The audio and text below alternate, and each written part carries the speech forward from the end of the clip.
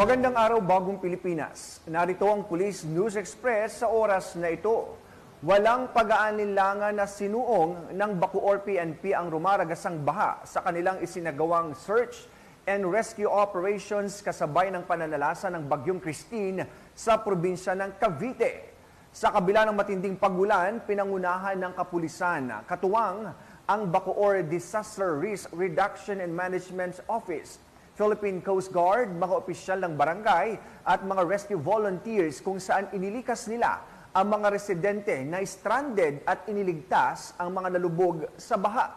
Tuloy-tuloy naman ang isinasagawang rescue operations ng Bacoor PNP kasamang iba pang ahensya at mga volunteer upang mailikas pa ang mga mamamayan at maihatid sila sa mga evacuation areas. Ang dedikasyon ng ating pambansang pulisya ay nagpapakita ng kanilang paghahanda at pagmamalasakit sa komunidad sa gitna ng krisis.